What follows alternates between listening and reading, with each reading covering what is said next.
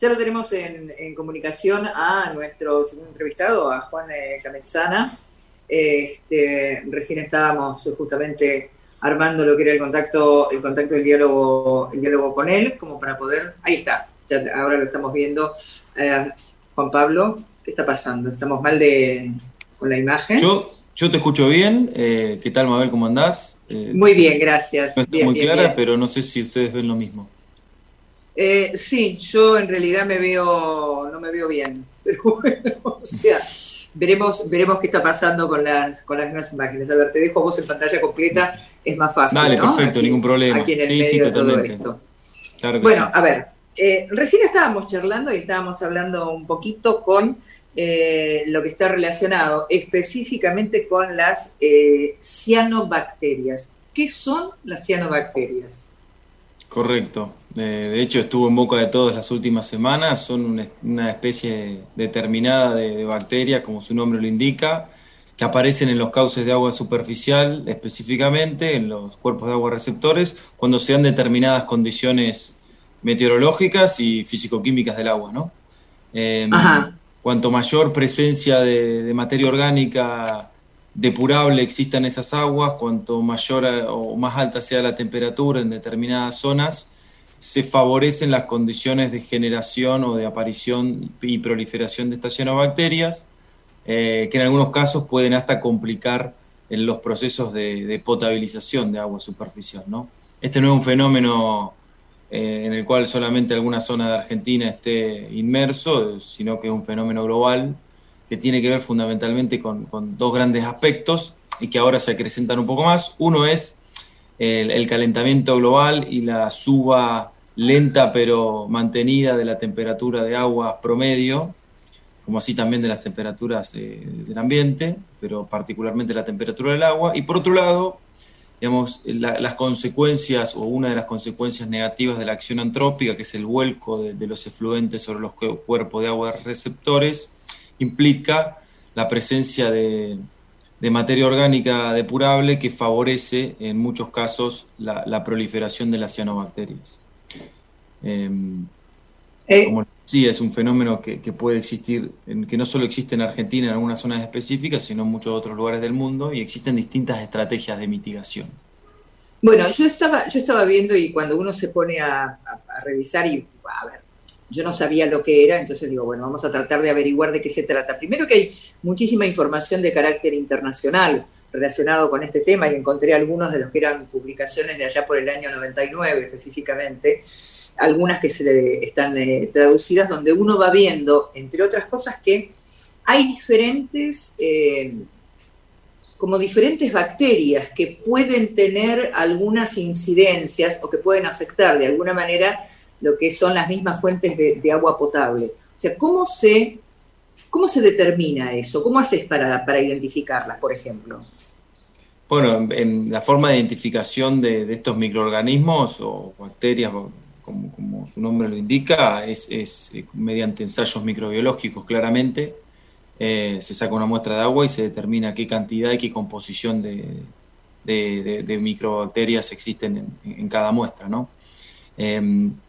No todas las condiciones climáticas, ni todas las condiciones físico-químicas, ni todas las condiciones geográficas favorecen la aparición de las mismas especies. Como todos sistemas vivos son complejos desde el punto de vista de su aparición y su presencia en determinados momentos y a su vez en determinados estratos de los cuerpos de agua receptores. A veces los vemos en la superficie, pero no siempre están ahí.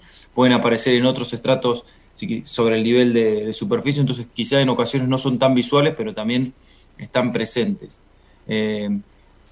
La consecuencia de la aparición de cianobacterias sobre las plantas de agua de potabilización pueden ser tan negativas como hasta ha pasado con planta Punta Lara la semana pasada, de tener que bloquear y parar el proceso de potabilización como un todo, por no tener capacidad justamente de poder eliminarlas efectivamente, justamente porque cuando esas plantas han sido concebidas, estos fenómenos no eran tan frecuentes y si bien existían, no en la proporción que vemos ahora. la floración de cianobacterias que hemos visto estas semanas, sobre todo en las orillas del Río de la Plata, que se han visto en Puerto Madero, en los diques de Puerto Madero, sobre las costas del río en Capital, obviamente sobre las costas del río en la zona de Punta Lara y La Plata, son atípicas desde el punto de vista de la concentración, digamos, de la cantidad, ¿no?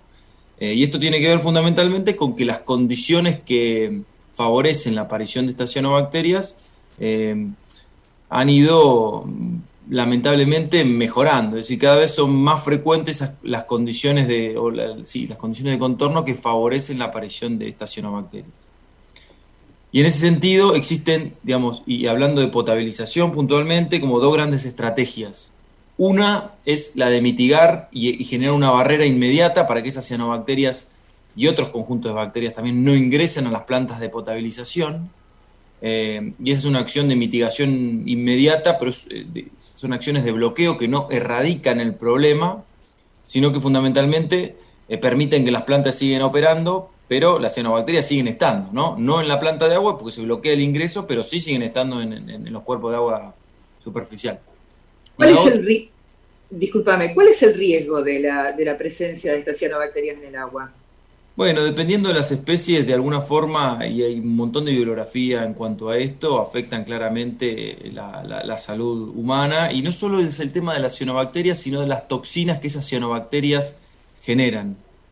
Por eso, toxinas son sustancias químicas secretadas por estas especies de bacterias que se generan tanto... Estas bacterias las liberan al cuerpo de agua receptor, y por otro lado también al romperse la pared celular se liberan en mayor cantidad. Por eso hay que tener mucho cuidado en las estrategias de mitigación al usar agentes oxidantes o agentes biocidas. Uno podría pensar, bueno, tengo bacterias en el agua, inyecto un biocida y resuelvo el problema. O sea, un biocida es un agente que vaya a atacar justamente a estas bacterias para que no proliferen. Bueno, eso en el caso de las cianobacterias y otras bacterias también es contraproducente, porque al oxidar se genera una mayor liberación de estas toxinas y complican un poco más la cuestión. Entonces hay que tratar de evitar que ingresen pero sin romperlas. O sea, hay que cuidarlas pero mantenerlas fuera, claro, ¿no? de las plantas de potabilización. Y eso implica que se utilicen estrategias de barrera distintas y complementarias, pero existen en el mundo. De hecho, estamos trabajando los últimos meses con un tipo de barreras de aire de bloqueo sumamente eficiente que es muy aplicable a estas condiciones y que permite justamente esto, evitar el ingreso de la ciano a las plantas de potabilización, evitar justamente además que se liberen estas toxinas y poder operar las plantas de potabilización con rendimientos más que aceptables. Y el otro gran plan, digamos, el master plan, cuando aparecen las cianobacterias es, bueno, vayamos a trabajar, una vez mitigado el efecto sobre la planta la planta de tratamiento, la planta de potabilización, bueno, vayamos a buscar las causas que la generan, ¿no? Eso te iba a preguntar. ¿Por qué se generan y antes no? Bueno, ¿cuáles son las causas? Y la causa fundamentalmente es una no controlable. O sea, hay más, ¿no? Pero estoy tratando de simplificar a las más típicas. El incremento de la temperatura, ese no lo podemos modificar, digamos, en el inmediato plazo, si bien estábamos trabajando para cumplimiento de determinados objetivos de desarrollo sostenible 2030, 2050, son aspectos que los prestadores del servicio no pueden modificar, por lo cual es como una condición de contorno. El otro aspecto es, bueno, qué calidad y cantidad de efluentes vertimos sobre los cauces de agua superficiales, ¿no? Y esto es por ahí un poco lo que está afectando y afectó en esta oportunidad la calidad de agua del Río de la Plata, ¿no? En la medida que van pasando los años y que hay más cantidad de personas conectadas a la red cloacal que vuelcan sus efluentes con mayor o menor nivel de tratamiento sobre los cauces de agua superficial que confluyen en el Río de la Plata, bueno, indefectiblemente estas condiciones generan más aparición de nutrientes, y esos nutrientes, más la temperatura, son condiciones favorables para la aparición de las cianobacterias. Entonces, trabajando también sobre la eficiencia de remoción de nutrientes en las plantas depuradoras, bueno, es otro de los grandes herramientas que tienen los prestadores del servicio para disminuir justamente estos riesgos de aparición de cianobacterias. Lo que pasa es que hay un montón de plantas depuradoras que están emplazadas en distintos lugares, no todos responden a las mismas autoridades de cuenca, no todos responden a las mismas autoridades operacionales, son distritos diferentes, entonces es más complejo desde lo organizacional, pero es sin lugar a dudas donde hay que trabajar a futuro, ¿no? Uno puede, insisto con esto, bloquear todo lo que, o sea, efectivamente el ingreso del ciano a las plantas de potabilización, pero eso no erradica las condiciones de la aparición de la cianobacteria. Hoy lo vemos en Buenos Aires, pero esto en el dique, por ejemplo, San Roque, cuando uno busca y googlea, es una condición en Córdoba puntualmente bastante habitual. Esto de ver estas algas verde azuladas sobre la superficie de las aguas confinadas es una condición habitual porque justamente todas aquellas cuencas que reciben afluentes de aguas superficiales sobre los cuales en algún momento de todo su trayecto han sido volcados efluentes cloacales con mayor o menor nivel de tratamiento, bueno, indefectiblemente eso redunda en una mayor cantidad de nutrientes, nitrógeno, fósforo puntualmente, materia orgánica, que generan condiciones óptimas para la proliferación de estas bacterias. Ahora, discúlpame, pero o sea, sintetizando y haciendo un reconto de todo lo que usted está planteando, esto sin lugar a dudas no aparece por causas naturales, sino que tiene que ver, o hay una incidencia de lo que es el mismo accionar del ser humano, del hombre, de la persona, dentro de los mismos armados, como para que esto tenga un detonante por el estilo, ¿o no?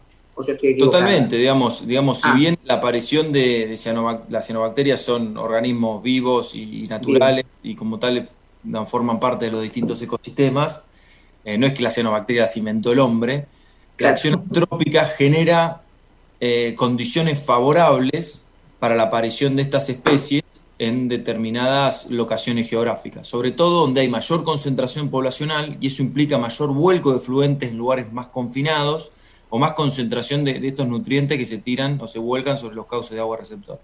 Entonces, es sí la acción antrópica la que genera que la aparición de estas cianobacterias sea cada vez más frecuente, y lo va a seguir siendo, por lo cual hay que trabajar con dos planes: los de mitigación inmediata sobre las plantas de potabilización, pero a su vez también sobre erradicar las causas de su aparición. En Salto Grande, por ejemplo, en el noreste de nuestro país, también existen existen proporciones de zonas geográficas costeras donde aparecen cianobacterias que hay que mitigar, porque no solo afectan las tomas de las plantas de potabilización, sino también las costas, por ejemplo, costas turísticas. Lo mismo es el caso, como mencionaba, del lago San Roque en Córdoba, una zona totalmente turística, y sin embargo se ve afectada, no solo desde el punto de vista de servicio de agua potable, sino también de las posibilidades de bañarse o poder tener actividades náuticas en determinados cauces receptores.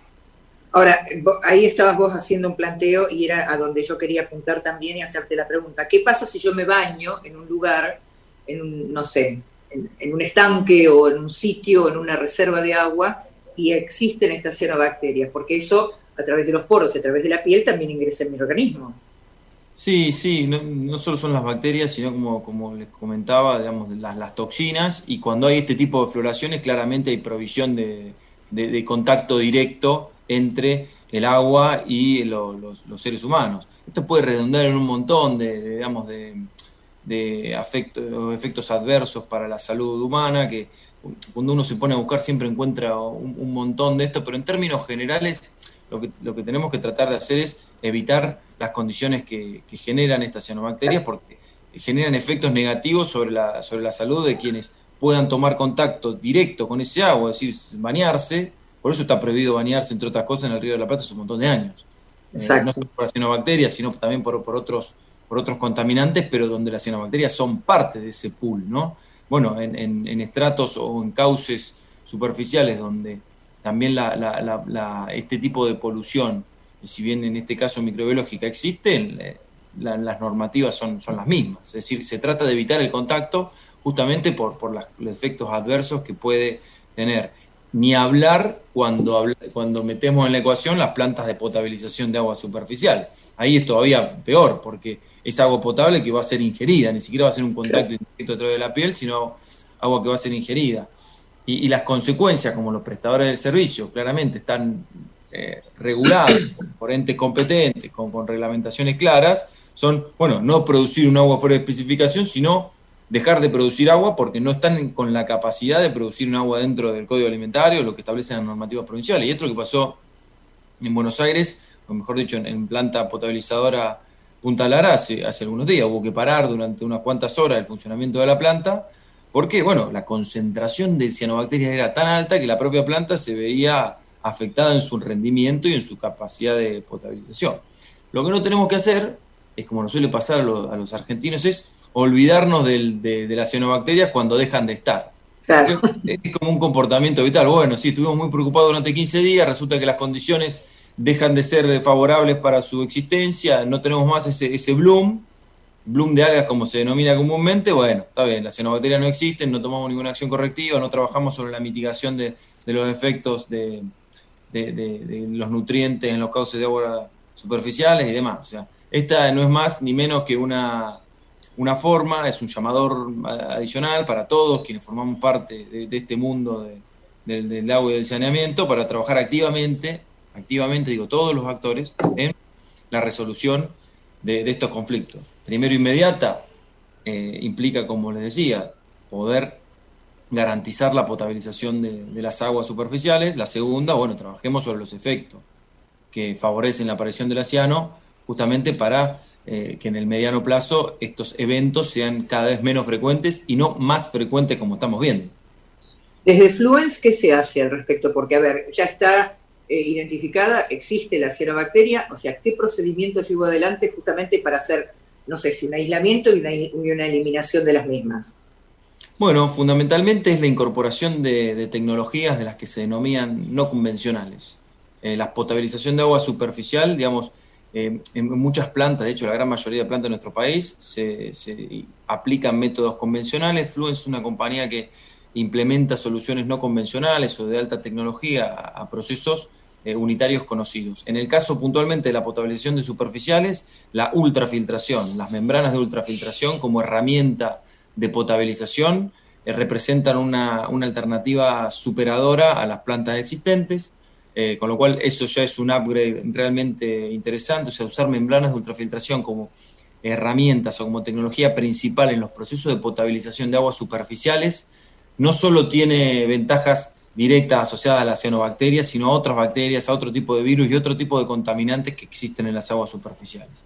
Por otro lado, otra de las acciones que estamos haciendo justamente ahora con todo este tipo de eventos y que venimos trabajando en los últimos meses es trabajar en las tomas de agua, en las bocatomas de agua superficiales, para evitar que el mayor, en realidad para bloquear el mayor porcentaje de esas cianobacterias hacia las plantas. Es decir, yo con determinadas barreras de aire puntualmente montadas de una forma específica y con diseños apropiados, se bloquea hasta el 90% del ingreso de estas cianobacterias a las plantas potabilizadoras, permitiendo justamente esto, que en vez de, vamos a decirlo en criollo, pero de cada 10 entra una. Entonces la capacidad de tratamiento de la planta se mantiene a los niveles de diseño y no hay que parar ni bloquear la operación de clarificación y de potabilización. Esas son las dos grandes alternativas. Y después la otra, una tercera, tiene que ver efectivamente con el reaseguro final de que esas cianobacterias, independientemente del proceso de ultrafiltración o del bloqueo en las bocatomas, cuente con, o sea, que no aparezcan en toda la línea de distribución, y la tecnología de radiación ultravioleta como estrategia de múltiple barrera para el control microbiológico es una gran herramienta utilizada en el mundo para mitigar los efectos de los sistemas vivos, tanto bacterias como virus, que aparecen más frecuentemente en las plantas potabilizadoras. Entonces tenemos barrera en bocatomas por un lado, tecnología de ultrafiltración en reemplazo de las plantas de clarificación convencional, sumado a la tecnología de radiación ultravioleta para la mitigación y control final